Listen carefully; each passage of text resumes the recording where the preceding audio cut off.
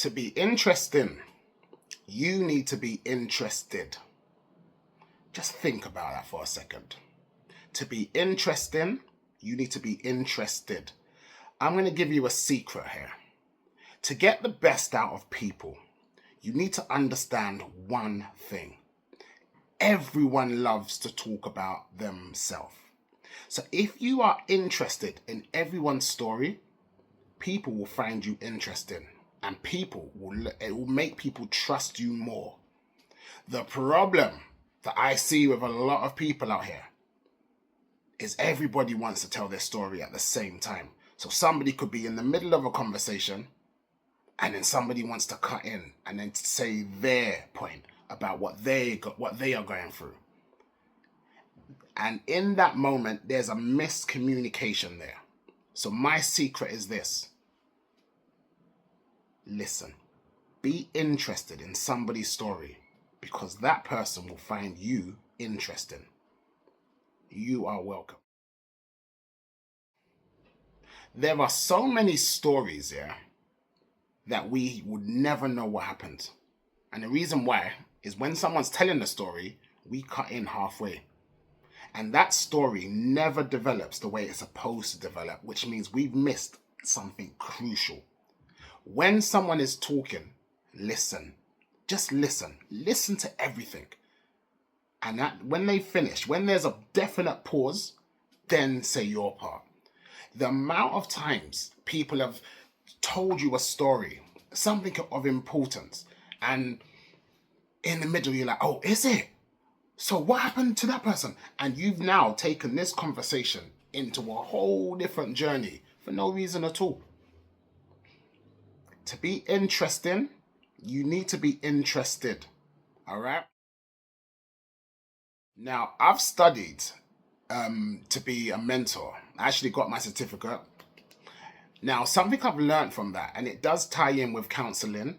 Now, a job of a counselor isn't to guide you and tell you what you need to do. A counselor is giving you a platform to speak. It's just giving you a platform to just say what you feel. And then what the counselor would do is they would just probe and they'll just say something to take you on the journey that you need to go on, because it's about self-development. It's about you figuring out something. So when someone is talking to you, learn from what the counselors do. Just listen to what they have to say. And if you want the conversation to flow the right way, if you are empathetic, if you are compassionate towards people, here's a tip. When they finish their sentence, just repeat back the last word that they said. Just repeat it back and you will see something. Now, off the top of my head, a guy could be like, hey, guess what happened? I went to the shop yesterday. There was two guys arguing in the shop. And next thing you know, they had a big fight. Oh my gosh, I was so scared. If you say you were scared, they'll be like, yeah. And then boom, boom, boom, boom, boom. The conversation continues. And all of a sudden, this person is painting a whole picture of what just happened.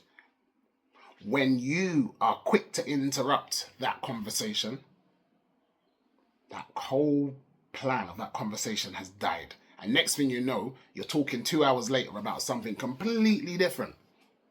Listen to the story. Who's the best person to speak to if you want to really talk about what's going on in your life? Who's the best person to speak to? Well, it isn't a person. It's God. All right?